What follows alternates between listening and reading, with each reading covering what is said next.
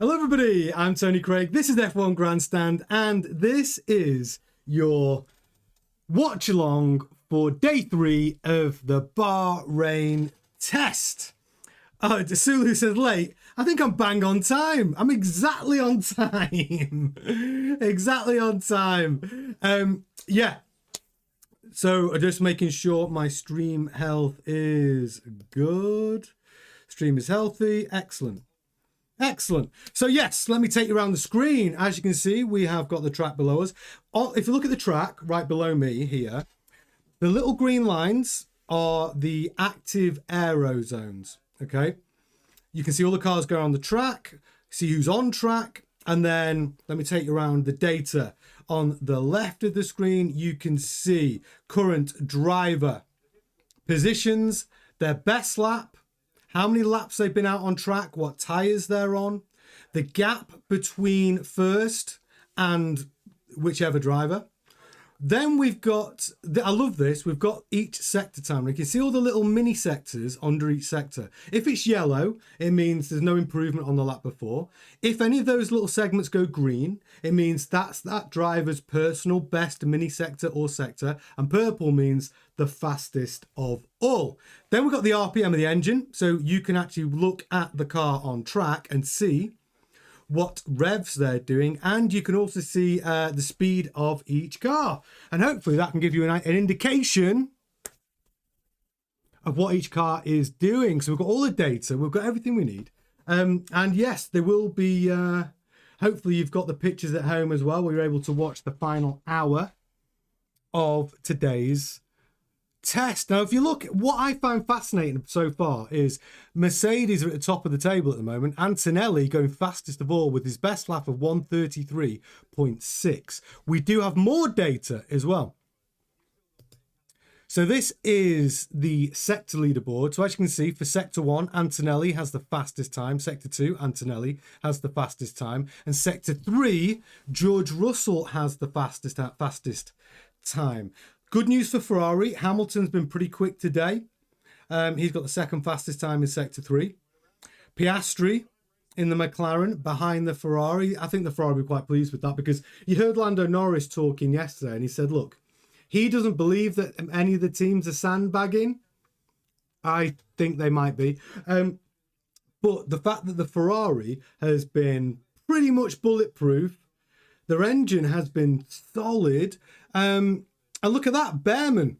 He was 6th fastest in Sector 2. Behrman's been showing some pace in the Haas. The Haas is looking pretty good. That Ferrari engine has been the big surprise for me. But get in the chat and tell me what you think. Daryl, hope you told your boss you're taking a sickie. That's it. Luckily, I had a day off today. Yeah, I had to work yesterday. And so I'm going to say in the chat, hey, Sulo, hey, Peter, hey, Chef, Friday. Is it the 13th today? Yeah, of course it is. Valentine's Day tomorrow. Yeah. Sema's in there. 1:30 a.m. and you're awake for it. I love that, Sema.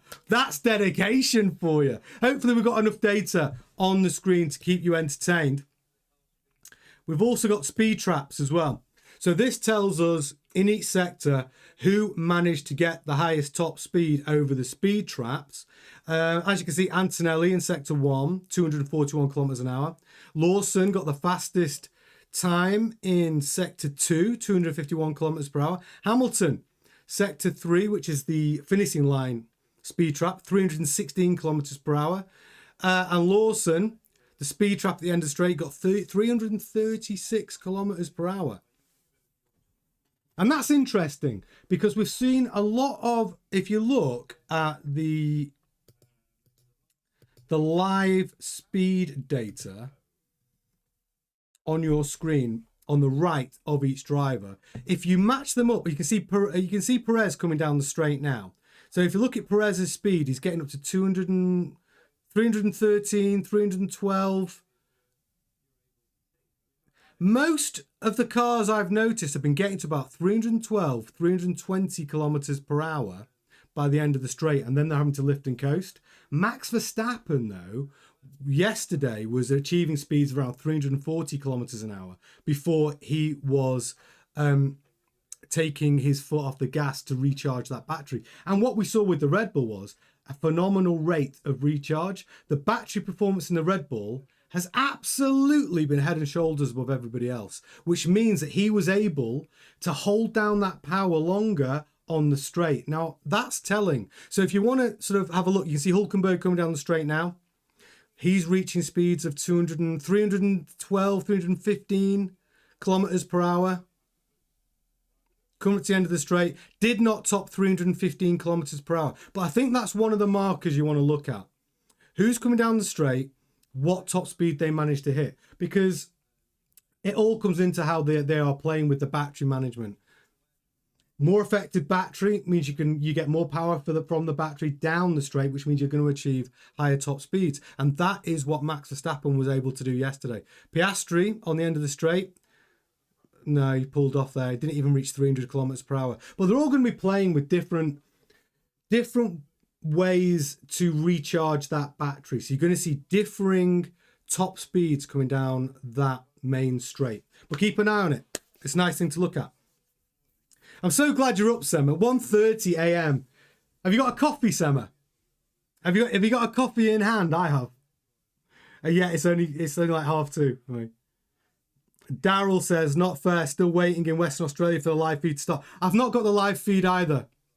Yeah, I've not got the live pictures until we only get 1 hour of live pictures. And if I could broadcast those pictures, I would. Unfortunately, I would get cancelled in a heartbeat. So I'm watching it on my television here. Hopefully you're watching the live pictures in 20 minutes time. And we'll be able to discuss the action together. But the data we do have, all the live data, and I think that's pretty cool. It's a bit shit that we only get 1 hour though, isn't it? I mean, I've been watching this, honestly, because I've not had any pictures either today.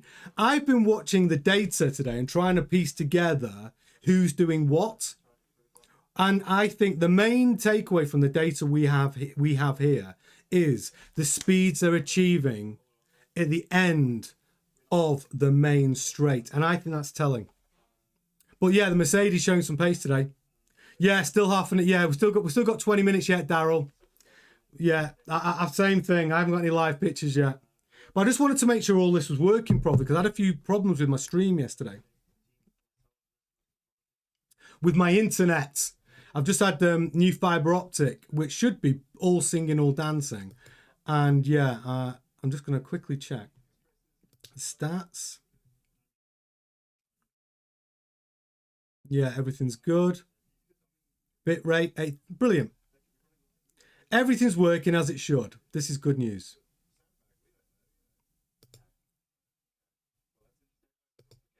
This is good news. Hey, DF83480. Love how we have 3 grey teams on the track, Mac. They're different greys, though. They're different greys. We've got Cadillac with the light grey and Haas with the dark grey. But they do have their initials on the cars. So you should be able to tell the difference. And also, it's because we've got 22 cars now. 11 teams. They're running out of colours. Formula 1, 2, 3, 7, 8. Mercedes trick is to be banned. No? Well, did you watch my live stream from last night, Formula? This gets juicy. So there was a report that came out yesterday. If you've got time, check out the video. The title is Stroll. Oh, what was the title of that video? It's the Lance Stroll video is in the thumbnail, but the first story is about the FIA basically apparently having secret meetings with Mercedes whilst all the complaints were raised. Apparently, the FIA have had secret meetings with Mercedes to do further tests on the Mercedes power unit, and apparently, according to F1 Oversteer, that power unit is legal in every aspect. Wow. You have to watch that video. You don't need to watch the whole live stream. It's the first story of last night's live stream. It'll be the latest video under F1 News on the channel. Check it out, Formula 1, 2, 3. I think you'll be surprised. Yeah, story came out yesterday. And now we're saying about these secret meetings with the FIA. No wonder Toto Wolff yesterday was changing his tone, saying we're not going to sue the FIA, because the FIA apparently, behind closed doors, have given the Mercedes some assurances. That was the report. It hasn't been verified. Nothing official has come out from the FIA, but it does look cray-cray. I don't know. Waylon, there isn't a yellow car anymore. Last one with those Renaults in 2019, and those looked excellent. Yeah, it's true. I like. Do you remember the Jordans as well? The yellow Jordans, very cool. Sulu says, I feel like Merc has finally tuned their engine up. I don't know why. Why have Mercedes decided to turn the wick up on... Oh, actually, I do know why. Because if you look... Remember the show from last night, Sulu, where I said about Mercedes, just what I've just been talking about? Maybe Toto's feeling quite confident now. He's had the private assurances from the FIA that your engine's legal, so he's gone, brilliant, my engine's legal, let's turn the wick up on the engine today, and now they're at the top of the leaderboard. Could you imagine? Yes, Waylon, the yellow Jordans were cool. I remember Fisichella, Damon Hill. Do you remember when Michael Schumacher drove the yellow Jordan for one race, and then Flavio Briatore offered Michael Schumacher a contract to drive for Benetton and basically stole him off Eddie Jordan? The full story about that's fascinating. So Eddie Jordan, one of his drivers, I can't remember, I think it might have been Fisichella, was unable to drive short notice because he got stuck in an airport or something. I can't remember the exact reason. But and Eddie Jordan had 3 days to find a driver. Eddie Jordan rings Michael Schumacher and says, Schumacher, do you want the drive? No, he actually called someone else first. He called someone else, I can't remember who it was, and said, do you want the drive? It's £300,000. You've got to pay me £300,000 to drive my Jordan this weekend.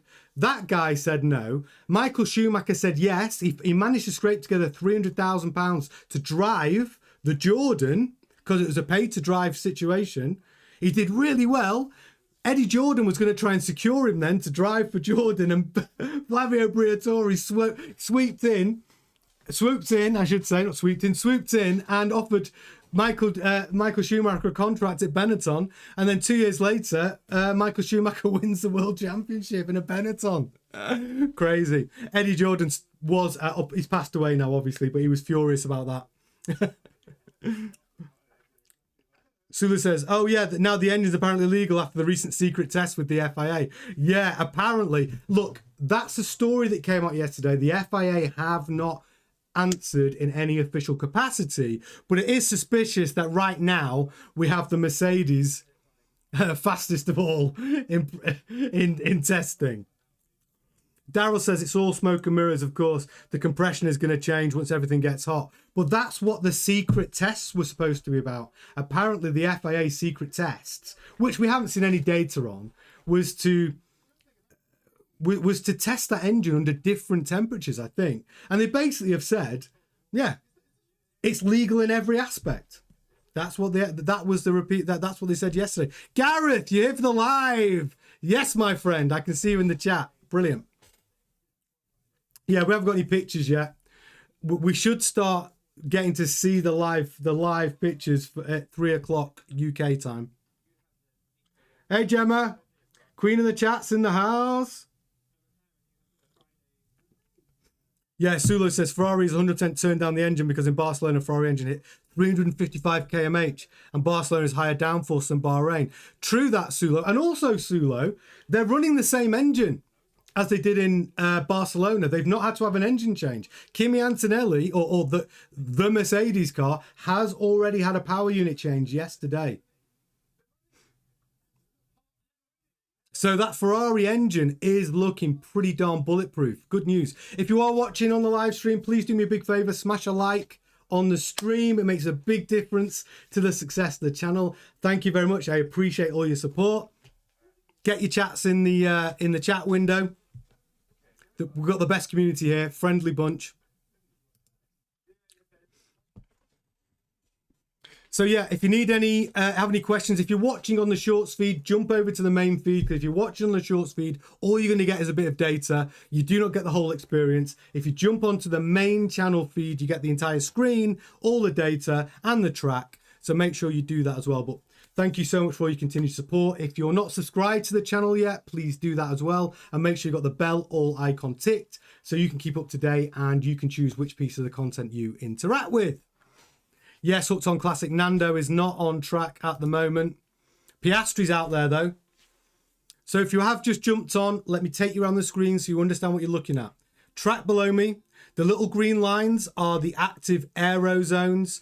The main data to the right of your screen, you can see all the drivers, you can see the tyres they're on, you can see how many laps that driver has completed today.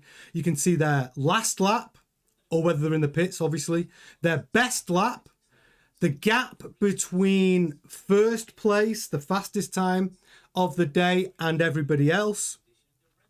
Then you've got the sectors. Now, those sectors are broken down into mini sectors. Now, it's all color-coded. If it's yellow, it means no improvement from their previous lap. If any of those little mini sectors go green, it means that's the driver's personal best of those mini sectors.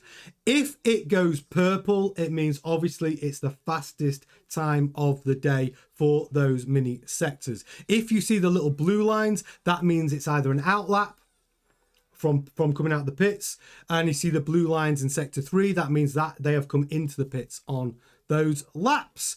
Then you've got the RPM of the engine. You can constantly see what each driver's RPM is whilst on track, and you can see the current speed of each car. I think that's the best setup that we can have for that data. We do have the live sector leaderboard and the live speed traps as well, which I'll be bringing up periodically. Yes, Hooked on Classic, I am going to be covering the races as they happen, and it'll be this sort of setup. So this is a good practice. Whilst we've got all the new data streams, the new track, I wanted to use this testing as a bit of a test bed, so you're getting all the data that you like, and that we can still deliver a good product for all of you.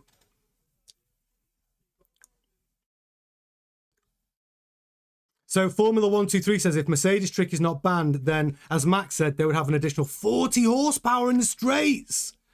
Yeah, because Max said add a 0, because Toto Wolff was saying 2 or 3 horsepower. And Max said add a 0, yeah. I honestly, do you know what? I am lost with it at the moment, Formula.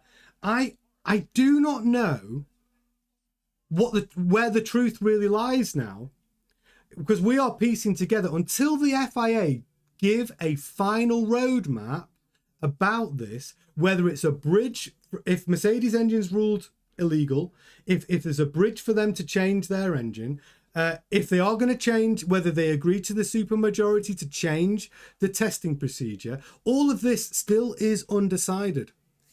Yes, Reevesy in the chat. Good to have you there. You just finished work. Brilliant. Great timing.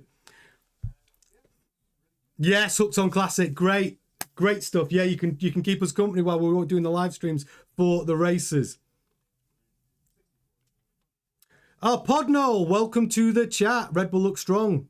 That's good news for Max, even though he doesn't like the feel of the car. He seems to be adapting. I suspect many teams are sandbagging to an extent.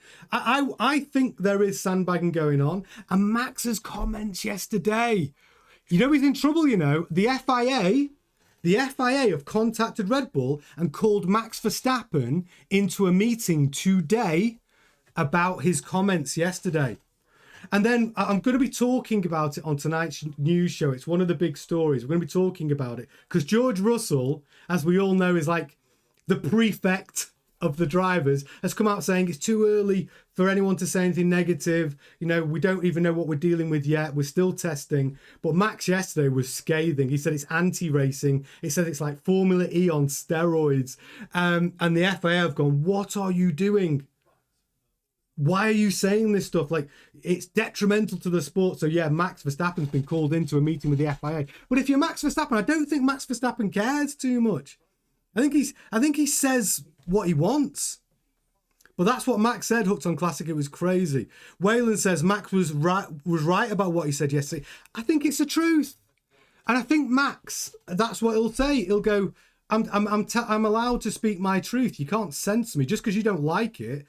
Maybe Max's comments mean that the FIA have time to try and improve the regulations. If all the drivers say the same thing, even if they're saying just privately to the FIA, It gives the FIA a chance to make amendments, even for 27. That's what I think. So I don't mind Max, speaking his truth. I think there's too much political correctness, in big money sport. I think people should tell the truth because the fans can see it. So trying to protect brand Formula One, that's not what it should be. You want to be able to be transparent and be honest. And if something's not working, brand Formula One should say, okay, we accept that this can be improved. We're going to improve it. They're in the service business. Serve your fans, right? That's what it all comes down to. Better racing. If you serve your community, that's what's good for the sport. So, but making all your drivers become like Stepford wives, only like be scared to say certain things because of repercussions, I don't think that's helpful. We want people to be able to say what they want. Daryl says, haha, hire Max next week, Toto. Yeah. Well, Max also, he's not really spared Mercedes from his comments, has he?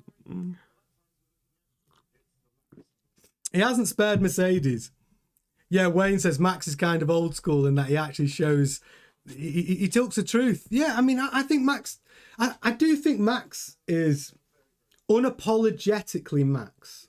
And like I said, he's won 4 world championships. And like he always keeps saying, because I've done my business, I will stay here as long as I'm enjoying it. But if the deal becomes a deal I don't want, like if you start telling me what I can say and what I can't say, he will just go, I don't need this. You're not, he's not, the Max is not for turning. And I like that. I like that. Yes, Simon Davis, I see you in there, buddy. And I do think it's good for the sport to have characters in there. Kimi Raikkonen, he was the opposite. He didn't say anything, but I loved having him in the sport. I found him so funny, so dry. He would just not answer a question. He'd say that's a stupid question and just not answer it. I love him for it. Podnol says, it's very good for the sport for drivers to give honest opinions. Yes, it is. I'm glad to be a new subscriber. Yes, Podnol. Great job on your channel. Thank you so much. And if you are watching for the first time, please do subscribe to the channel. We've got the best F1 community on YouTube. I promise you that. Get in the chat. Tell me where you're watching from. You are very, very welcome here. Sula says, "Bah, Kimi Raikkonen probably." Yeah. Oh, Formula says, what do you think drivers need to do some aggressive revs to recharge batteries, which means tyre saving is impossible? Drivers even can't think about that. Will all races be 3 stops? These are very good questions. All races, I think, won't be 3 stops. I think that Pirelli have worked hard on improving tyre degradation, which is what we needed from last time. Have they gone too far? Yet to be seen. The way they're recharging the batteries is a very interesting point, because I've seen this technique that they are holding the revs up and applying the brake at the same time. Now, what the wear and tear is on the brakes, remember Ferrari's terrible brakes in 25, lift and coast, could that have a detrimental effect on the brakes? Because now they've got regenerative braking coming from the motor. Brembo said the brakes are half the size at the front. So wear and tear on the car now, if they're trying to focus on battery recharging, I think there could be an effect on the brakes if they are having to keep revs up and applying the brakes at the same time. I think that could be an issue. Tyre saving is going to be almost... Well, let me think about this. How lift and coast will constitute for less wear on the tyres. Because you're slower in, faster out. But there is less downforce. So I don't know the balance, because what we're really talking about here is the balance of the new F1 cars. It's like whack-a-mole. Improve one area and ruin another area. I honestly won't know until Australia what the full balance of these cars are. Because the drivers are going to they're going to try and get clever about how they recharge this battery. I honestly don't think the optimum driving style has been discovered yet. That's what I think. And Formula says also the downforce in GP is GP2 level. I don't think even two-stopper is possible. I mean, if that's the case, though, Formula, we're going from the sublime to the ridiculous. When we had, like, Kimi Antonelli doing 48 laps in Las Vegas on a set of tyres or whatever it was, like, we didn't want that. We want the choices. We want really the one via one or two stop is normally optimal, isn't it? If it's now going to be 2 versus 3, that's probably what the FIA want, because the FIA last year came out and said the fans want more pit stops. I don't know if we want more pit stops. We just don't want it to be an obvious choice. We want the teams to genuinely be able to change strategy and have a chance at changing the outcome of the race. But the FIA believed that they wanted more pit stops because everyone was sort of, the one stop was king last year. Yes, my CryptoSpace, we are live. So I don't. The honest truth is, Formula, I don't know yet until I see. I don't think any of us know really until Australia the true balance of these new cars now. The balance between tires, battery management, pit stop strategy. I mean, there is talk of the FIA considering in future generations of having refueling coming back. If we go back to V8s in 2031, I mean, I hope they get rid of the hybrid technology completely, if I'm honest. And I think that's what Max is saying. I think that's what everyone's saying. Formula One should actually be it should be the pinnacle of engineering, but it should still be quite simple, as in engine, chassis, suspension, driver skill, manage the power. The battery management is an element that Formula One don't really need, in my opinion. And maybe Formula One will decide that, because you do have Formula E. Why not have that real distinction between the two sports? That would be my preference. And if they did go back to refueling was exciting. Like, I used to love it when the big fuel hose came out. It jammed sometimes. I mean, okay, granted, there was a couple of quite scary accidents with the fuel going all over the, setting on fire. Yeah, that was a risk. But I did like it. I did like that element of Formula One. Yeah, Formula 123 says current entry super aggressive. The rear tyres are bigger than the front, but the huge torque at the beginning of the straight will destroy the fronts much faster.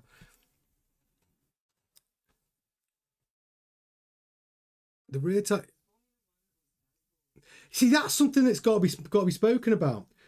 The torque on these new cars, and you made a very good point, from 0 to 350 kilometers per hour, apparently is 2 seconds quicker than the old cars. In a straight line. That's a lot more torque. And you're right. And the tyres are narrower. I think this is a Pirelli problem. And I don't know whether they've even have Pirelli actually finalized the compounds we're seeing right now. Are these the final compounds from Pirelli? Because what I heard was that the reason now the dry weight of the car, the minimum weight of the car, is measured without the tyres on the cars now, because Pirelli wanted to have the freedom to improve, change tyre compounds throughout the season if needed, while they're developing the best ultimate tyre compounds, and they didn't want to affect the weight of the cars. So I think that we haven't even seen necessarily the final Pirelli compounds for 26. Yes, Waylon.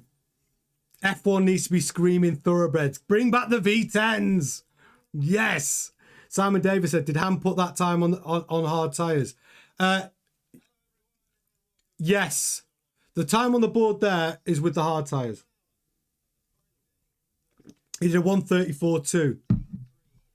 Yeah, on the hards. He was doing he did 121 laps today. He was doing full race runs, Hamilton.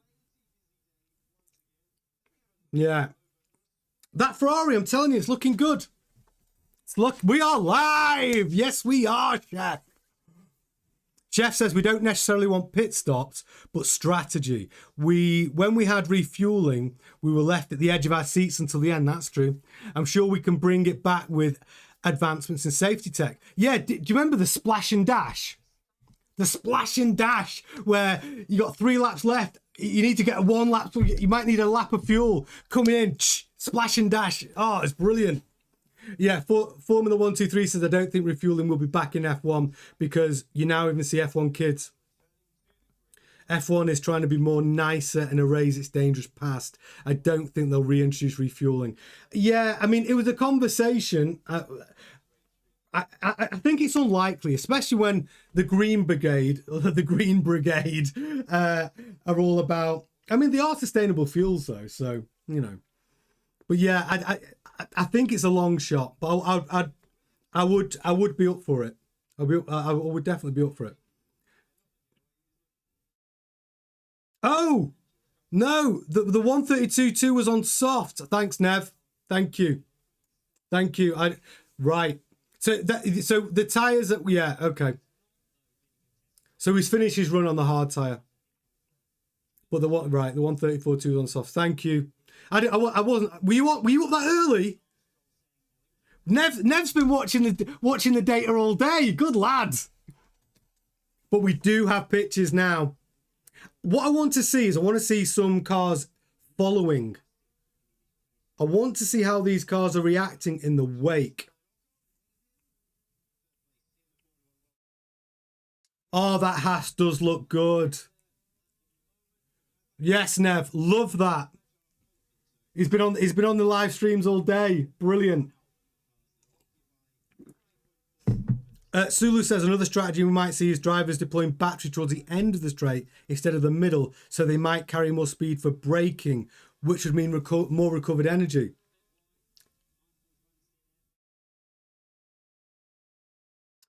That would be an interesting strategy. Foreman says, have you seen Yoss's car with him completely engulfed in by fire? Yes, that was the footage I'd seen. Wild. How did he get out of that? I mean, the biggest fireball I've ever seen was Romain Grosjean.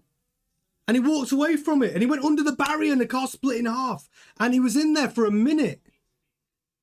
That just goes to show the technology now. I mean, he walked away from it. Romain Grosjean, unbelievable. Unbelievable. Hey, Anthony, good afternoon.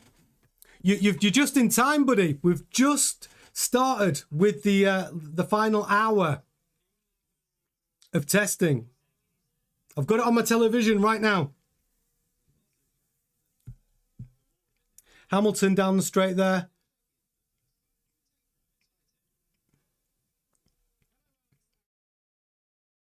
So far, Mercedes showing after, 2 days of not being at the front, Antonelli's fastest of all. It's funny, a couple of people, when we were doing some of the lives, the news streams that I do in the evening at 7:30, a couple of people mentioned, could you imagine if Antonelli is quicker than George next year? Or this season as it is now. Keeping George, because everyone's talking about George Russell. They were talking about George Russell being really the favourite, if nothing changes with the Mercedes power unit for 26. But I have a feeling Kimi Antonelli is going to keep George Russell honest this year. Yes, Hooked on Classic. Today's the last day of the first test of Bahrain. And then we are back next week for Bahrain Test 2 on Wednesday, Thursday, and Friday. Same again, basically, next week, where I'm expecting to see those times get more and more competitive. Quicker and quicker. And if you are watching, thank you so much for joining us for this watch along. If you wouldn't mind, smash a like on the video. It makes a big difference to the success of the channel. Subscribe if you haven't yet. They're a really friendly bunch. We've got the best Formula One community on the internet, not just YouTube. They're a big friendly bunch. So make sure you say hello and get in the chat. Tell us where you're watching from. Daryl says Antonelli, I'd put money on for being quicker all season. Really, Daryl, you're going to go with, if it's a head-to-head between Antonelli and Russell, are you going to say Antonelli wins the head-to-head this season? Look, I think George Russell's a good driver. I don't think he's the most likable driver, but I do think he's a top 3, top 4 driver for me.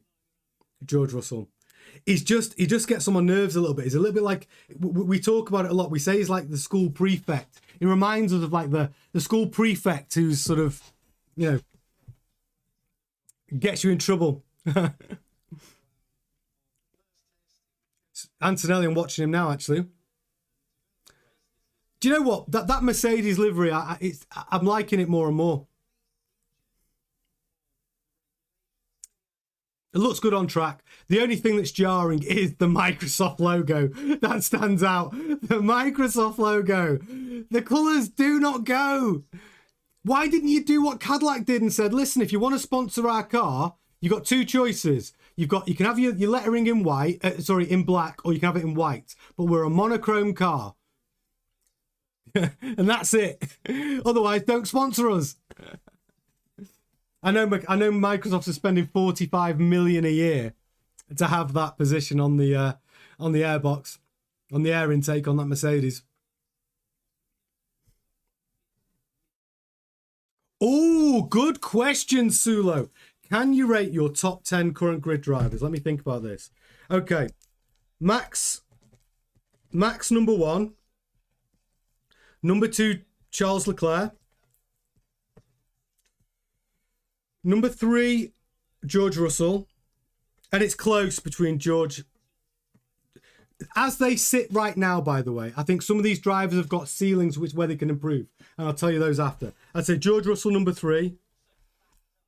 I'm going to say Lando Norris, 4. Piastri, 5. But I think Piastri's got a ceiling to be number 1 one day. I think Piastri's got loads of potential. 5. I think 6.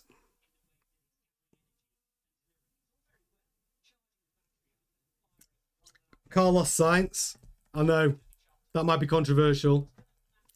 7. Ooh, 7. Lewis Hamilton. 8. Oh, who would I go down? Who would I put for 8?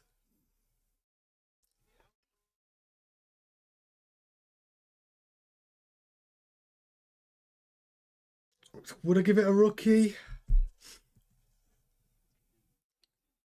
I'm gonna go Isaac Hadjar. Hadjar 8. 9. I'm going to go with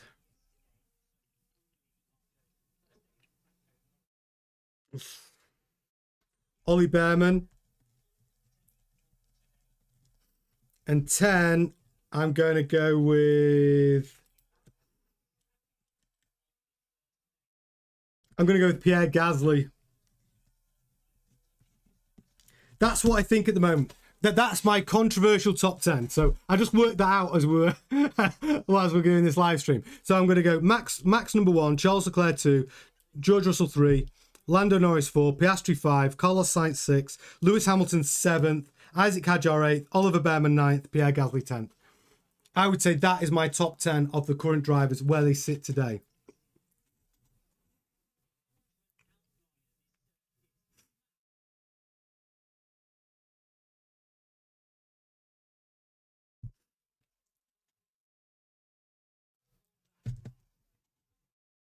Yeah, Daryl says George has become a whinging pom. Should have stayed at Williams, so his head didn't get up. Yeah, George, like I say, George Russell, he reminds me of a school prefect.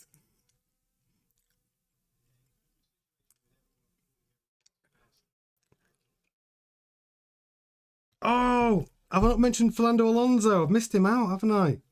Oof. Fernando Alonso, I'd probably go 6. I'm going to switch this around. Yeah, why have I missed out Fernando?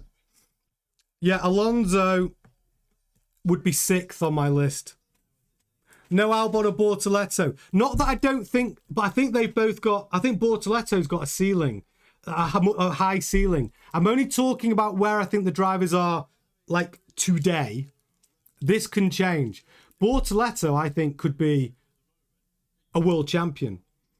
But I'm just going off where I think the drivers are today. Albon, if you'd have asked me, Albon would have been in there. Halfway through last season, Albon would have been probably where Carlos Sainz is, because Carlos Sainz is having a terrible time. It's only because I feel Carlos Sainz and Albon switched by the end of last season. I felt Carlos Sainz was taking Albon to school.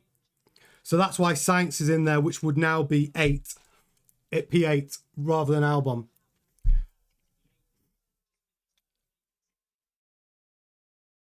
Yeah.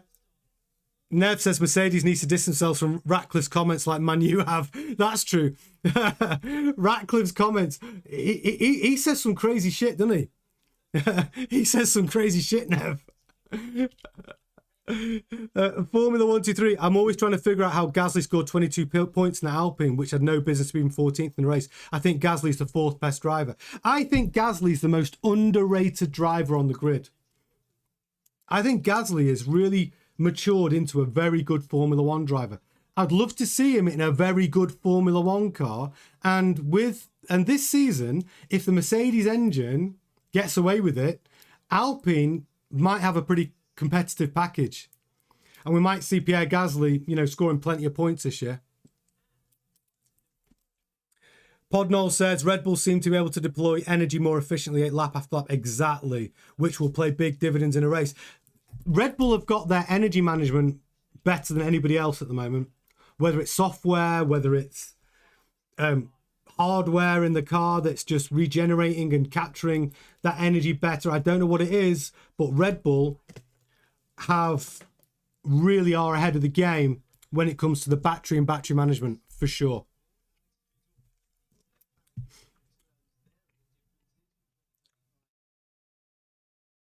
How do I rate the best driver of each team? Oh, well, it's tricky because I always believe within a team, right? Every driver really only has one goal. First goal is to beat your teammate, isn't it? Right?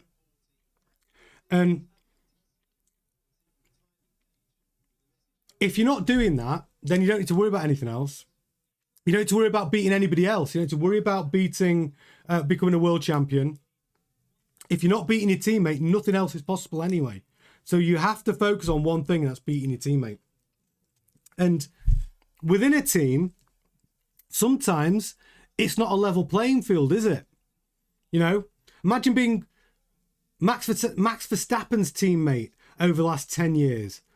Not the best job, is it? When you've got a guaranteed number one driver and you're his teammate and you're getting the hand-me-downs. Like poor Yuki Tsunoda or Pierre Gasly or Alexander Albon or Perez or anybody who's been in that seat who hasn't had the same car as Max, or you're being used as a crash test dummy to test out setups for Max.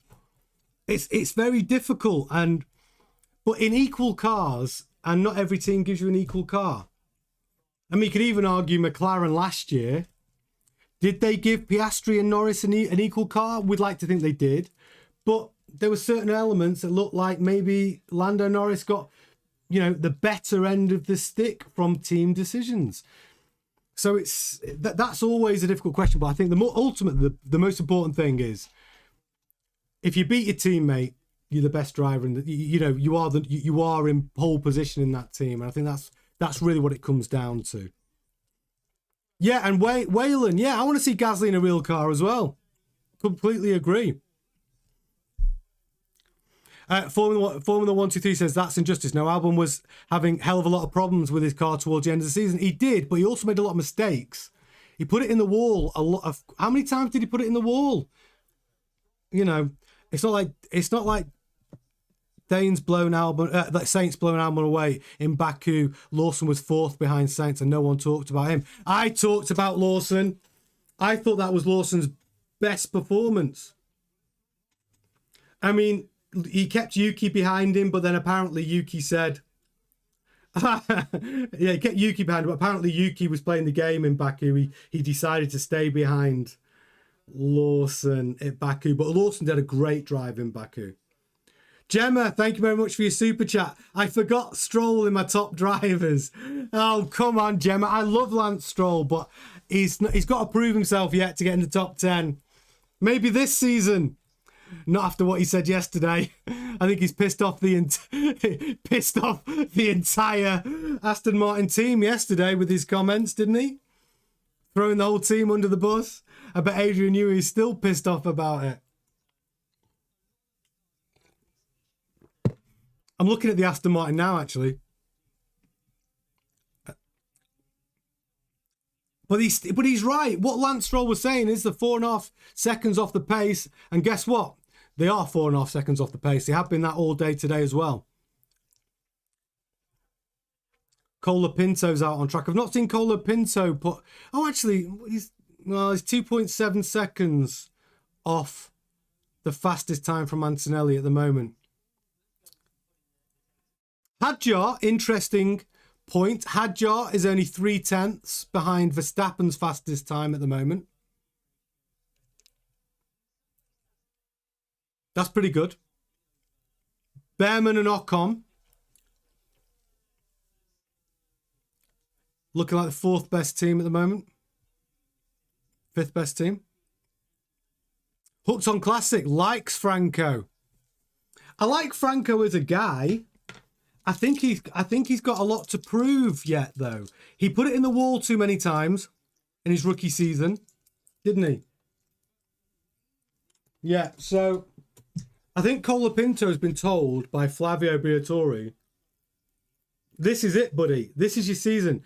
He came out and said, we've given you the car. We're fully funded. We've given you the engine. You got the Mercedes power unit.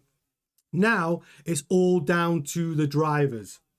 And he even said, we've been working with Franco throughout the winter break. He needs to close the gap to Pierre.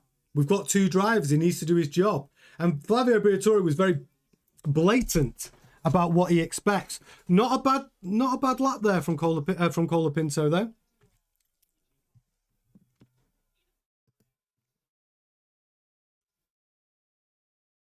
As you can see, if you're looking at the data on the screen, if you look at the mini sectors next to Colapinto, this is a good little bit of learning. You see all the little green lines in the mini sectors in sector 1, 2, and 3 for Colapinto. Where it goes green, that means that's Colapinto's personal best. So he's got a lot of green on this lap. Yeah, and he's gone up to P8. It's not a bad lap. Not a bad lap from Colapinto as we're talking about him. Formula 1, 2, 3. 4.5 seconds off pace, of which 2 seconds is due to Lance. Yes, Gemma. Hulk Stroll. You love that picture. Lance Stroll is the Incredible Hulk. He is wearing the Aston Martin colours, though, to be fair.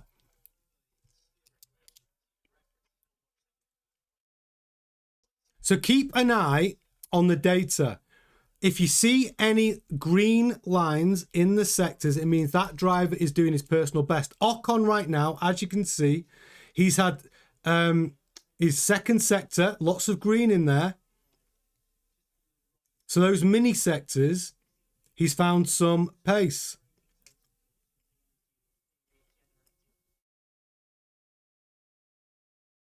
So you do get quite a lot of information. You can see the RPM of the car now. So if we look, let's look at Antonelli now. If you're looking at the data on my screen here,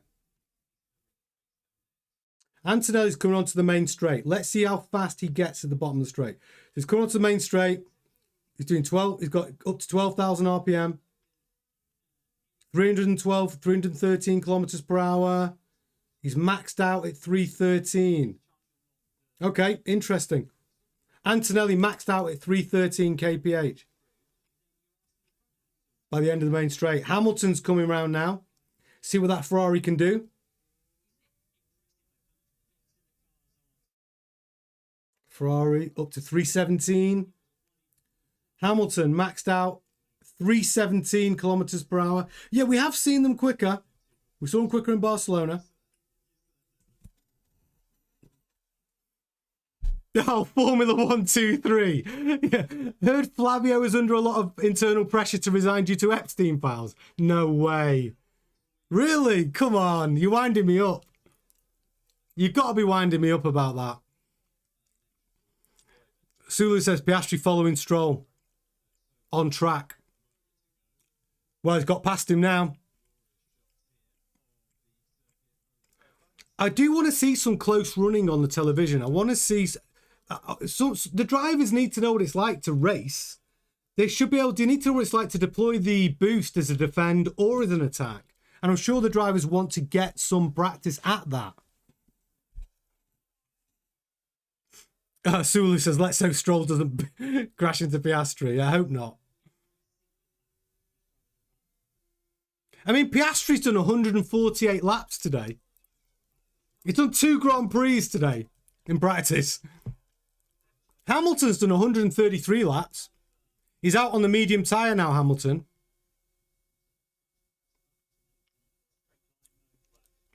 Antonelli's out on the hard. So who's out on soft? Verstappen's out on soft.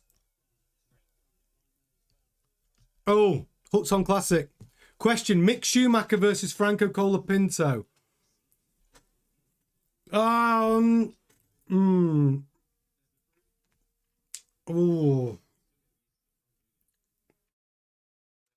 I think because Mick Schumacher's kind of had his chance and Franco's had one season, if it was to give the drive this season, I give the drive to Franco Colapinto this season.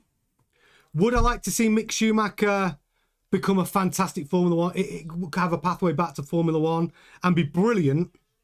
Of course I would, because it's the Schumacher name. I'd love to see it on the grid, as long as it's not Ralph. Sorry, Ralph. I know you're a big fan. But yeah, but I don't think we'll see Mick Schumacher back on the grid. I don't. I'd be surprised. Mangia, if you're not first, you're last. Talladega Nights, baby. I love that movie, and you're right. I just want to go fast. Yeah, brilliant. Brilliant. So Sulo says Franco really hasn't got a proper chance to prove himself yet. Yeah, I think this season's key.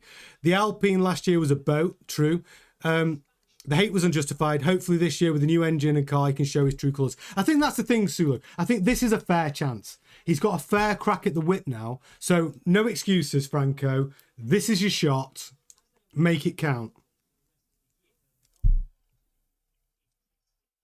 Yeah, Sulu says, honestly, Ferrari covered a massive deficit in laps they had to Merc. Went from 60 behind to 60 ahead of Merc. Yeah, I mean, honestly, that Ferrari engine, I keep saying it, but that engine is looking bulletproof so far. It's looking fantastic. And like I said before, everyone's been talking about compression ratios. But having a steel cylinder head in that Ferrari means that their combustion is more powerful. They have a bigger bang in their engine. Now, surely that's got to account for something. Steel cylinder head everyone could be switching to steel cylinder head by the end of the season. Yeah, Sulis 800 laps, in the same engine. It's great. Hooked on Classic said Mick was given terrible cars, sadly. But you know, we've seen people do good things in terrible cars, right? You can still stand out in a terrible car if you're amazing. Senna in a Tolman in a wet race at Monaco. He would have won that race if they hadn't stopped it early. By Ballesteri hadn't cheated to make sure Prost won that race in the McLaren. He was catching Prost 2 seconds a lap in the wet. Now, that's the great leveler in Formula One. A wet race, a bad car, great driver can do amazing things. I think. We've seen it so many times.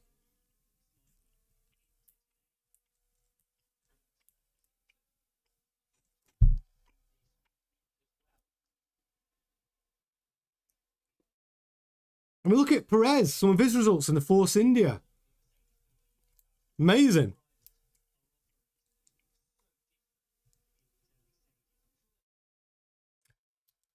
Podnall, no. I believe it's open or closed. That's it. It's full open, full closed. There's no incremental adjustments. Yeah, Schumacher in the Jordan, great example. That's how he got his drive in Benetton. Leclerc in the Alpha, absolutely. Good drivers can do amazing stuff in crap cars. I mean, I'm not saying the Haas was a bad car last season, but if you look at what Behrman showed us towards the end of the season in the Haas, you're suddenly going, all right, that Haas is looking better than we've seen. And he really did outperform Ocon by every metric in the last half of the season. So I think Behrman, that's why Behrman is firmly on everyone's radar. Behrman's looking like a real talent. Still green, still a learner driver, but, you know, looking like his ceiling is incredibly high. Sulu says, well, Senna was a generational talent back then. Cars were, they were different. Nowadays, you can't do it because the advantage per car isn't as big as back in the day.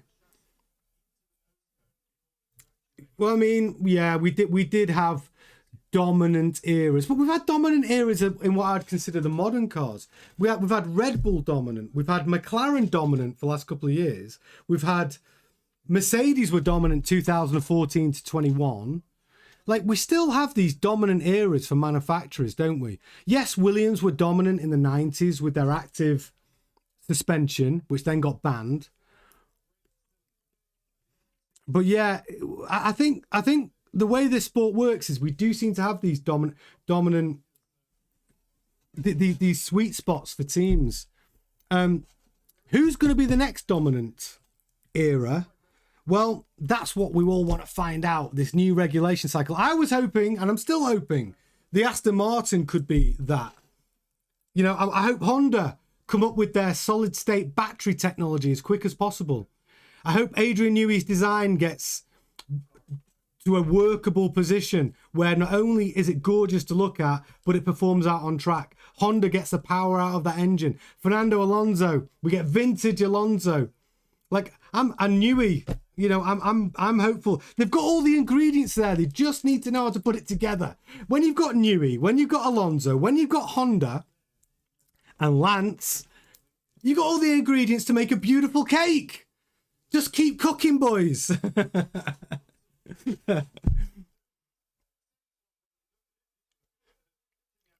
Daryl says, I think Gemma's in love with the Hulk. Aren't we all, Daryl? Chef, Stroll dominance would be the death of the sport.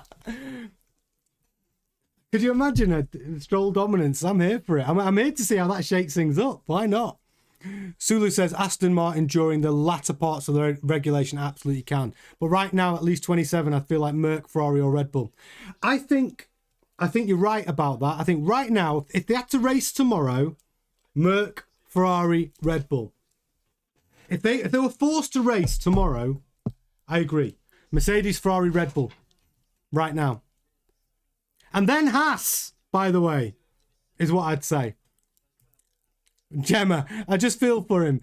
So many people are awful and give him grief. It's cheap, easy shot. It's really lazy, really. You calling me lazy? You calling me lazy with my lance bashing? Gemma. It's all in good fun. I promise you, before this season's over, there'll be many other drivers which we will take the pee out of. I promise you. We're not bullying just one person. We will have banter with all of them, for sure. Formula 1, 2, 3. While using overtake mode, drivers get an additional 0.5 mj of energy to generate and deploy, which means a boost for 6 seconds in a standard track. So the overtake mode is powerful. But the overtake mode is only available in these active aero zones, isn't it? Because the overtake mode is minimum, everything goes to minimum drag. So that, but the boost button, which gives you maximum battery deployment, you can deploy that whenever the hell you want. But that won't dictate a change in the active aero. So yes, that's pretty cool. But you only get 6 seconds. So when you deploy that boost or the overtake mode, if you push the overtake mode too early on the straight, and then I suppose you can then use the boost button to take you to the end of the straight if you've got enough battery. Yeah, so Sula says, yeah, overtake's basically DRS. 1 second away from the person ahead. Boost is a bit less than overtake. But the boost, I don't think the overtake, you don't have to be 1 second away though, do you, to deploy overtake? I thought you could have deployed the overtake in the active aero zones. I don't think, you have to be within 1 second. Someone clarify that for me, because I thought that you could deploy the overtake as long as you're in the active aero zone. You can deploy the overtake button. You don't have to be within 1 second. You do need to be within 1 second for overtake, yes. Really? I thought they'd changed that from last year from the DRS. I know the boost button's anytime. Thank you, Zedkev. So the overtake isn't manually deployed. It automatically deploys if you're within 1 second. I didn't realize that. Thank you, Zedkev. So the only choice for the driver is the boost button when he deploys max battery. The overtake, you cannot control when the overtake kicks in. I did not know that. Right, the overtake is just the electrics not ramping down. So what happens then if you're within 1 second, but you've been boosting around the track, you've got no battery power left? Does the overtake only just give you minimal drag? But if there's no battery, right? No benefit. Sulu says that was the whole point. Boost has a bit less, so that you need to do more to defend from the person behind you with the overtake. Right.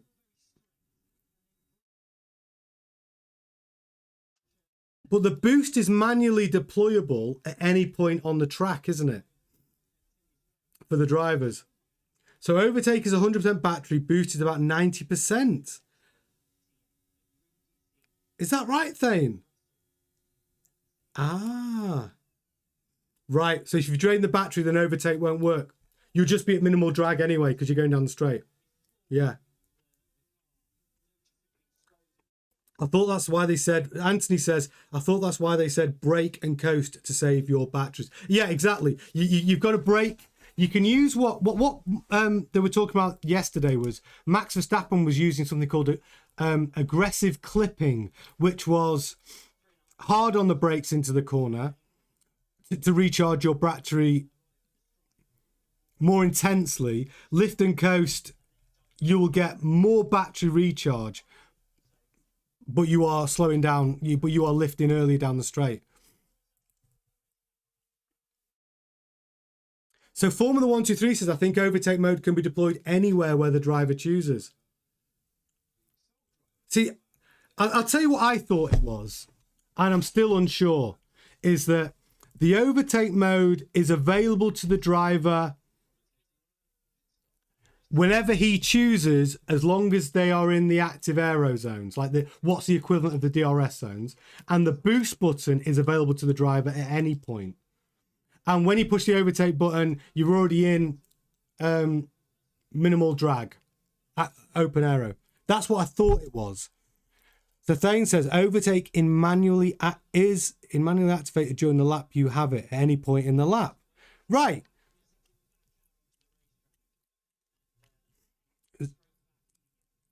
Sulu says overtake is also manually deployable. I think you can choose when to deploy overtake because you have it for the whole lap. I think so for the whole F1 from the F1 official video. That's what I thought they were trying to do. I thought what the whole point about this was, they were trying to give the driver the choice of when to have max power and minimum drag. I thought that was the whole point behind what they were trying to do. Yet they can't just have it all the time because they've got to manage the battery. Yeah, Nev says all this push button aero is bullshit. Just fucking get rid of the batteries, right? That's what we want to do. Has Lance stopped on track? Let's see.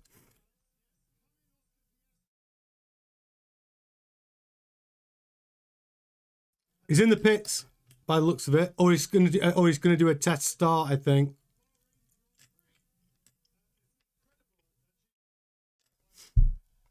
Oh, he's not in the pits. Yeah, he's... Where is he? It could just be a timing glitch, a data glitch.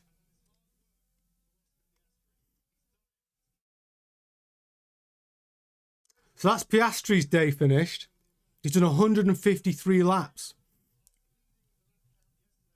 Yes, Nev, ditch the batteries. Get rid of the hybrid systems out of Formula One. It's what we all want.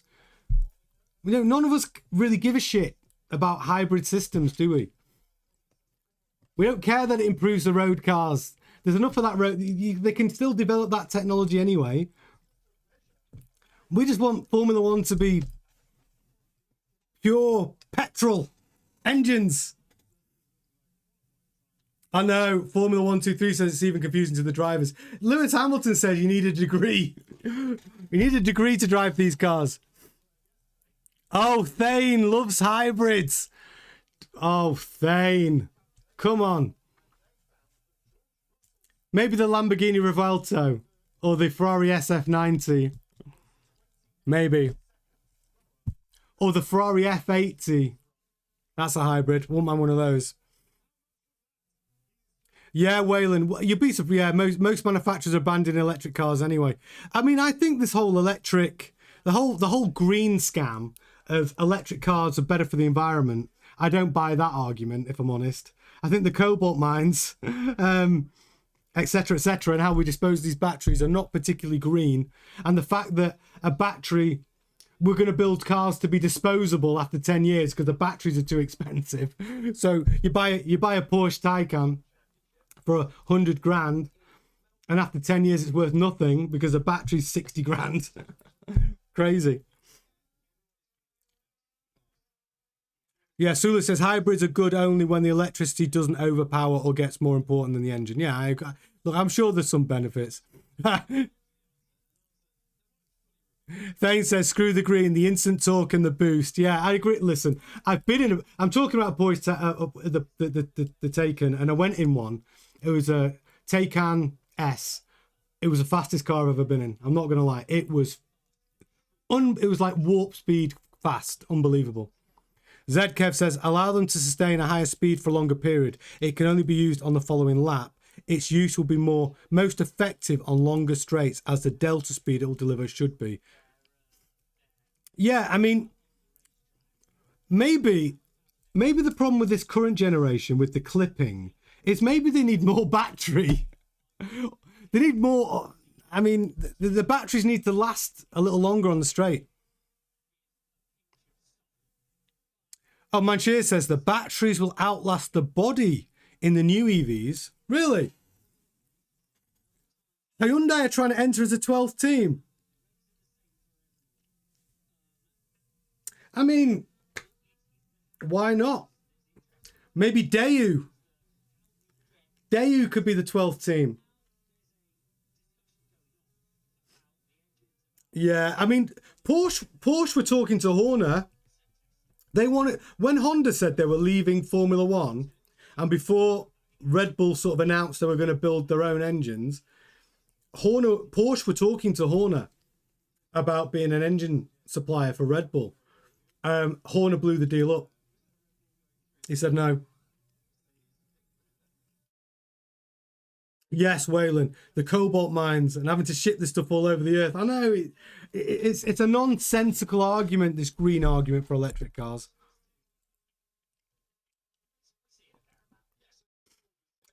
Sulo's invented something. You're working on a radical car concept, which is hybrid. It theoretically works like a wonder. Is that right, Sulo? Listen, don't tell me if you've managed to get like 0 point energy or anything like that. Don't tell anybody, because you know, anyone who seems to invent a brilliant 0 point energy system seems to get unalived. So keep it. You got to be careful with that. Thane says, "Yeah, batteries not lasting long. It's an obsolete mindset. Longevity and distance will start dwarfing ice soon." I just need that technology to speed up. That's what we need. So Antonelli's still fastest of all. Who's out on track right now? Oh, Antonelli's back out on track, actually. He's done 49 laps today.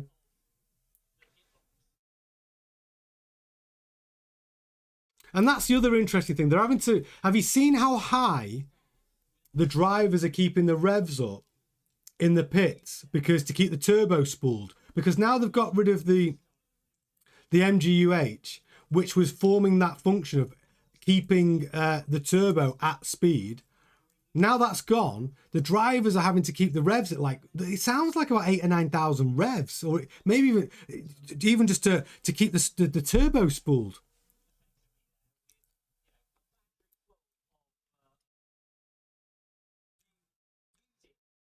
Sula says Horner blew it with Porsche because Porsche wanted control over Red Bull. Well, that was never going to happen. Red Bull have got more money than God. They are very wealthy.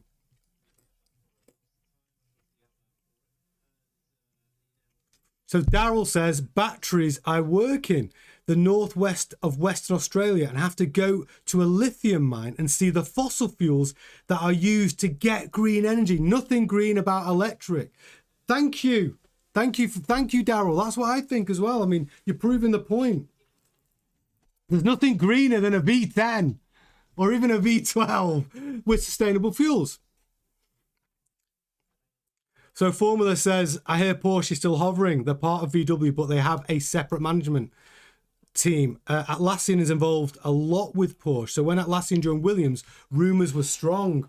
Yeah, I mean, have you seen James Vowles coming out with all of his support for Toto Wolff and Mercedes? That relationship is strong. They've been running a Mercedes engine for 20 years. 20 years.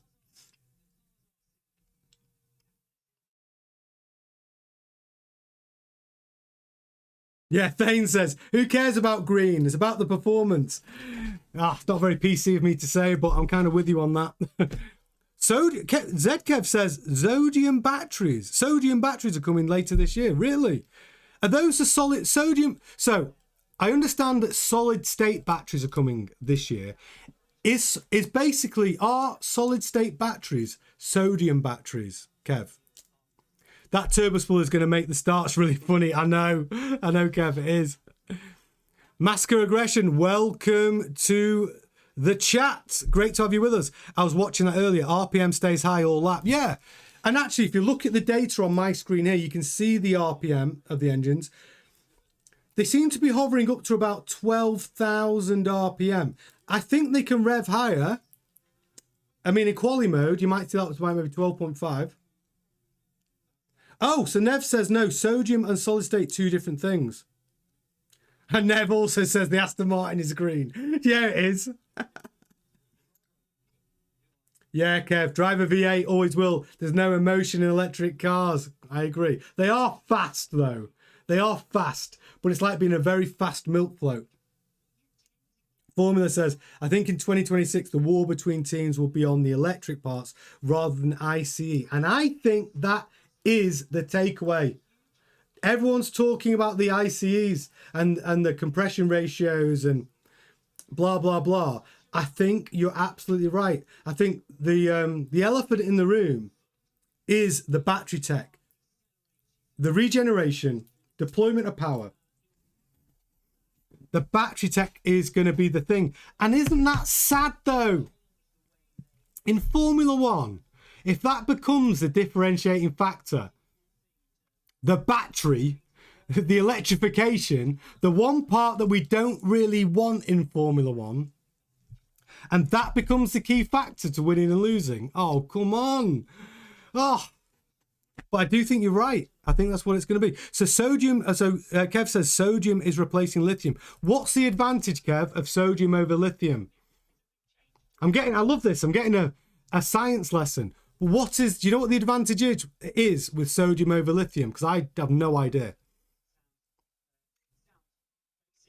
And Thane says high RPMs is where the Merc engine will gain an advantage. At high revs, you burn more fuel, but with 18:1 ratio, they will burn less fuel. Good point. So sodium's cheaper, but is it? So Nev says sodium's cheaper, but what performance advantage is sodium over lithium? Like in motorsport, does it give you? Is there a performance advantage? Because I think the solid state batteries, there is actually a performance advantage. Yeah, Nev says, don't see why they'd use sodium in F1. Exactly. I mean, I don't think cheap is their goal, is it? I think they don't care about spending the money, honey.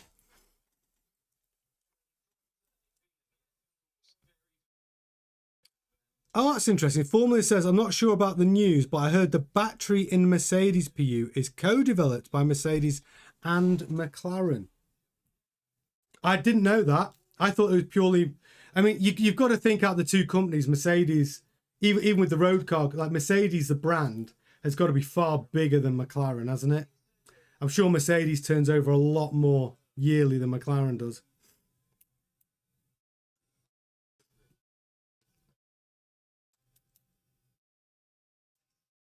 So Kev says F1, I suspect they'll go solid state.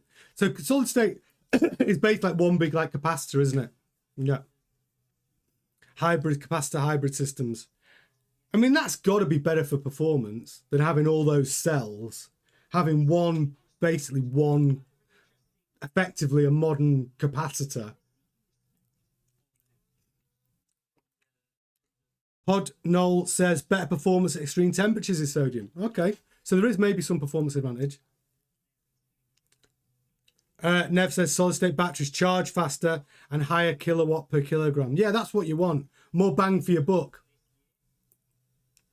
More power in a smaller surface area. That's Formula One's all about that. Sulu says I have to turn the TV off because everyone in my house is using the Wi-Fi. Yeah, you need to ban them. You need to ban them when we're watching the streams. And Kev also says less chance of thermal runaway. Thane says old F1 fans can cry over the battery, but as long as it gives me good racing, old F1s can go cry me a river. They claim to want good racing, but they glaze Monaco as the best race of the year. No, Monaco is not the best. Monaco is the best race of the year because it's Monaco, but it's not the best racing of the year, is it? It's just... There's something about the glamour of Monaco is interesting, but it's not the best racing. It could be the best qualifying of the year. That's what I think about Monaco. I love qualifying at Monaco. The walls are so close. It's, qualifying is so important. I find qualifying is more exciting than the race. Nev says solid state less likely to burst into flames. Might be useful for Cola Pinto. All right, Nev. Oh, Sula, that's a good one. A nighttime Monaco. Oh, Hamilton's pulled up. Yellow flag. Hamilton's pulled up on track. Red flag. Session stopped. With 11 minutes left on this session. I mean, Hamilton's done 138 laps. Is it the engine? I don't know. But he has stopped on track. Maybe the engine has given up. But listen, it's done a lot of laps. I mean, they were trying to break it.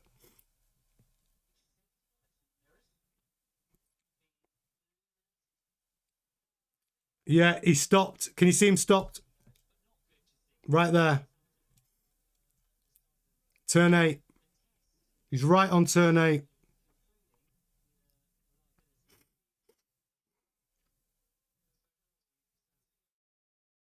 So, red flag conditions. I'm loving the new map. It's working well. So Formula says, I'm 99% sure Ferrari are using steel alloy. Yes, they are using. They've got a steel cylinder head. Like, no way they're stressing their ICE this long. Like, they're using the same engine from Barcelona too. Exactly. But I think that's part of the process. You want to try and break it to see where the limits are on your tech. And that Ferrari engine has been awesome. It's been absolutely bulletproof. Anthony says, how much will they throw his toys out the window so we can go faster? How much will, who's going to throw the toys out the car, Anthony? Who? Chef says they shouldn't run the clock under a red flag in testing. I agree. It's the most annoying thing ever. We get an hour of footage. Just stop the clock. Don't let the clock keep running. Are they still running the clock, actually? Yeah, clock's still running. 9 minutes 40 left. Don't do that. They shouldn't do that. If you have just joined us for the first time, by the way, if you're an F1 fan, you are in the right place. This is F1 Grandstand. Smash a like on the video if you're enjoying it. Make sure you subscribe to the channel. And make sure you've got the bell all icon ticked so you can keep up to date with all of our content. We do a daily live news stream at 7:30 GMT. There will be one tonight. So if you're watching for the first time, join me tonight for all of today's news. Formula One news, live stream, fully interactive, where we can discuss it all together. That's 7:30 GMT. So make sure you've got the bell all icon ticked so you get notified.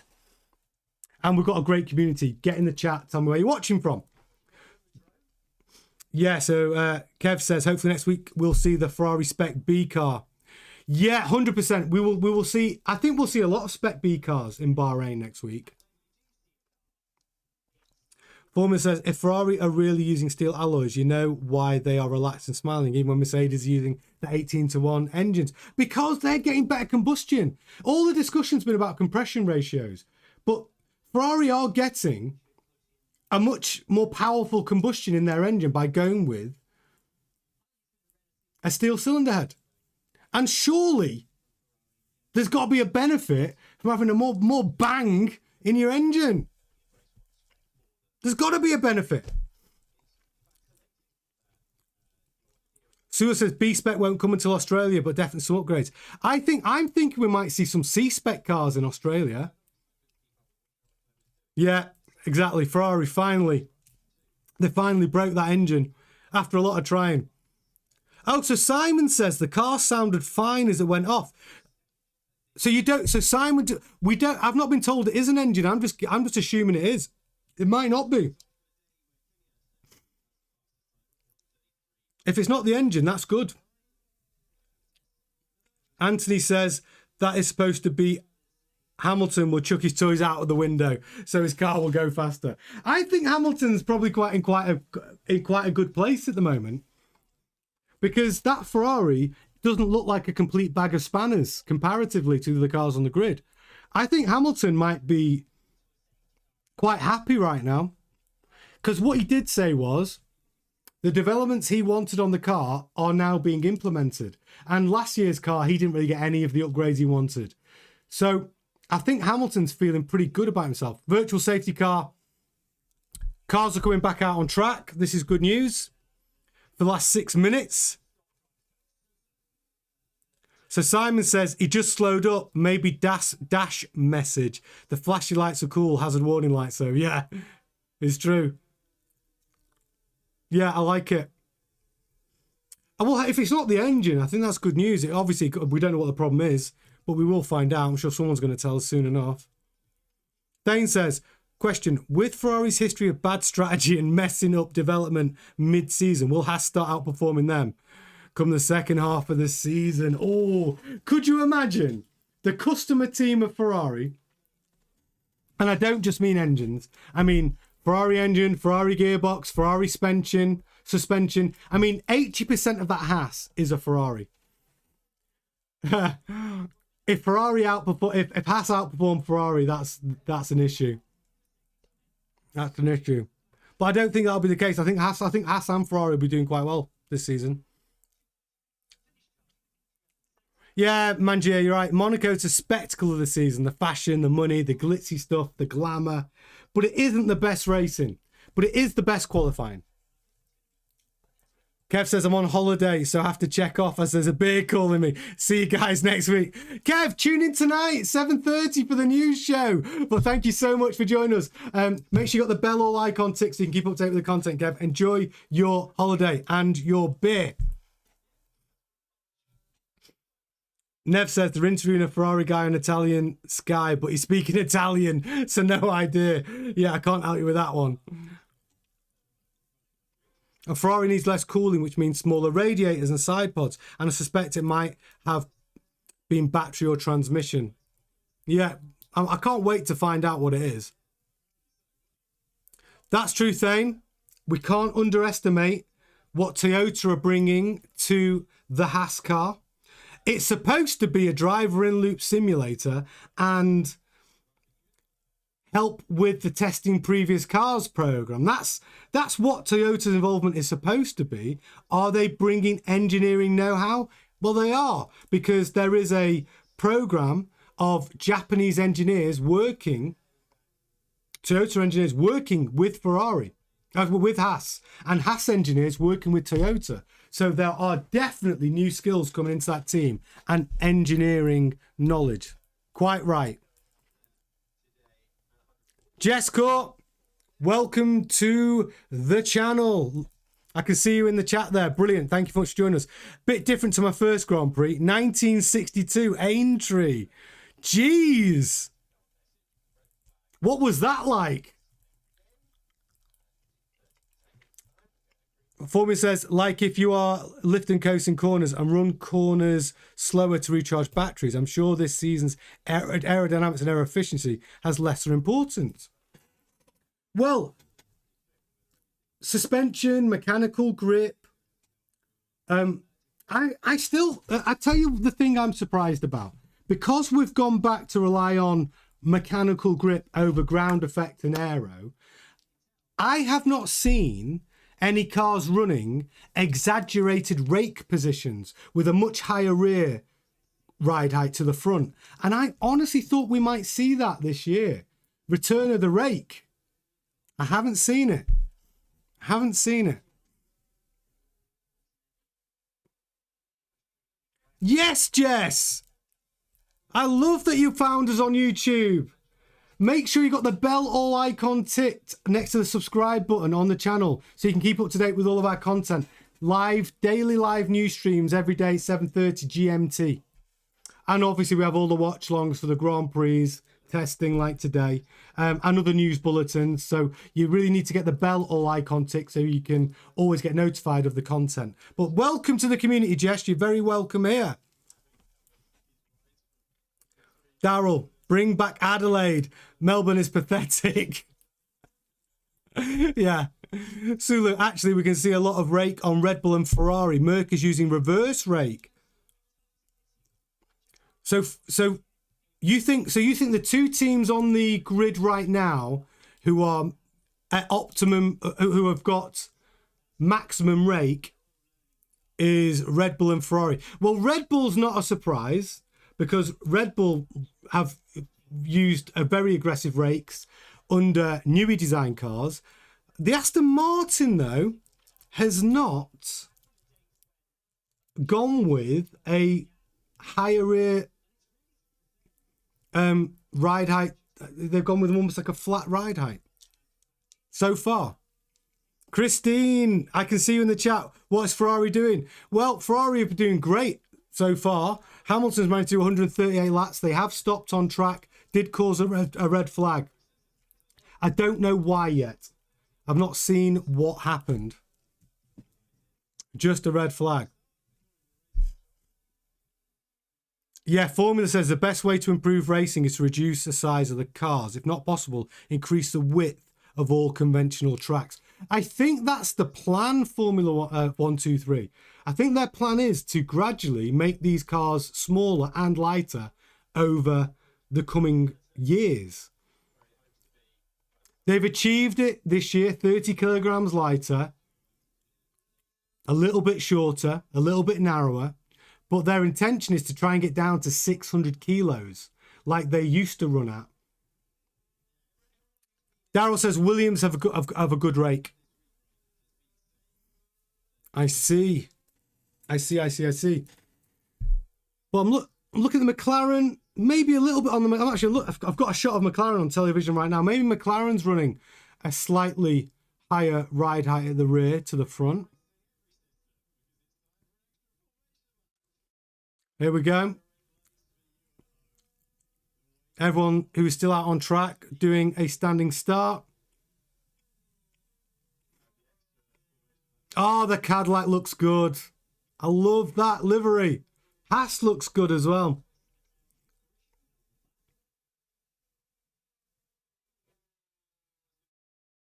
I tell you what, the Alpine's not running any rake. The Alpine flat.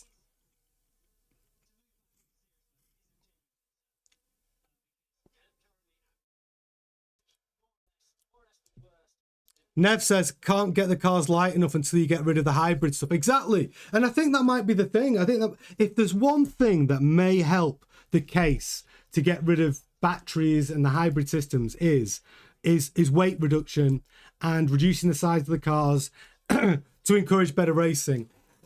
But also bring back the V8s, even the V10s, sustainable fuels. I'd love that.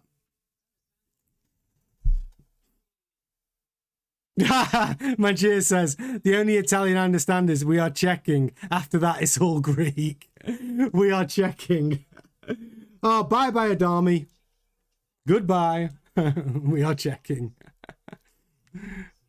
Thane, size will only do so much. The problem is that when the cars start becoming too efficient, it's impossible to pass. That's why racing at Silverstone and Suzuka isn't good, as they're flat out all lap.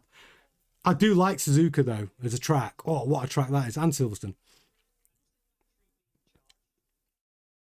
Sulu says, you can make them light. Just wait till solid state becomes commercial and refined. Cars will go down in weight eventually.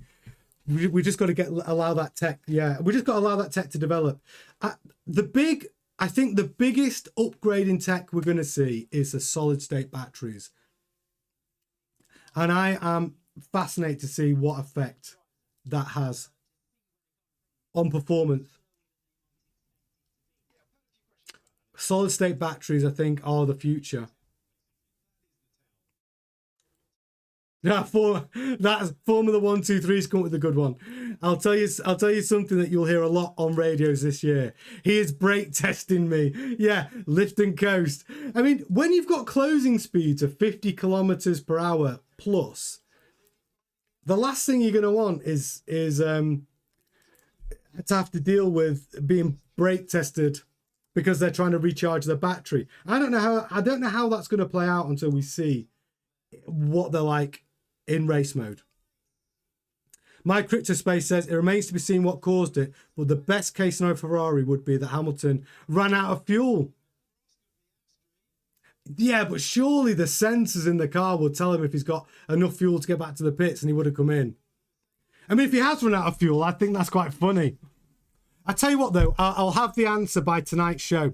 Obviously, we've got the Tonight Show at 7:30 with our daily live news show, 7:30 GMT. We will find out the answers by then, I promise, when we do our full Bahrain roundup. Friday Night Live, it's my favourite one. It's always really good. Motor 659, the best way to improve the racing are turbo V8s, no batteries, and have sustainable fuels. That will lighten the cars, and we can see skill, not management abilities. I'd love turbo V8s. I'd take that. Turbo V8s, sustainable fuels, yes please. Yes please. That might be the sweet spot, and it might be something the FIA will agree to. Jess says, yeah, watch Clark, Brabham, Hill, Wheeling Saloons of Sports on the same event. Brilliant. Brilliant, Jess. They were good times. Was Murray Walker commentating then? The best commentator in Formula 1 history. I loved Murray Walker. Darryl Wilkinson, what the hell did Colapinto just do? Oh, why did he go off track there? Look at him. Oh! Oh, wow! He's trying to warm the rear tyres up for a standing start. And he's gone off. He's gone onto the grass. Oh, Colver Pinto. Showing us why you deserve that drive in the Alpine. Nev, everyone keeps saying Lawrence Stroll looks sad and dejected. He always looks sad. Well, let's have a look at his data. Stroll's completed 69 laps today. And the one thing I'll say about Stroll is from his rant yesterday, he was absolutely accurate. He was 4.496 seconds off the pace. And he said yesterday, we are 4.5 seconds off the pace. He was actually perfectly bang on. He was correct. Well done, Lance Stroll. Very accurate. You are 4.5 seconds off the pace in the AMR 26 at the moment.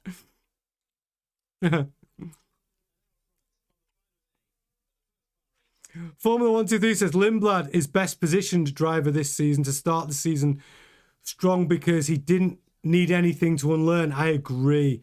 Moreover, he is the only driver coming from F2 to GP2. That's a lot of experience. And do you know what? It's the fastest F1 car he's ever driven, isn't it? So Lindblad's like, yeah, this is brilliant. You know, Lindblad, he's going to be rookie of the season anyway. Yeah, Lindblad's in good shape. I mean, I wasn't convinced about Lindblad's promotion to Formula 1, though. Because he didn't win F2, did he? He finished, I think it was 5th or 6th or something. He was the youngest ever driver to win an F2 race. And at the start of the F2 season, he looked awesome. And he did look good in the couple of FP1 sessions I saw him in when he was driving the Red Bull. He did look good.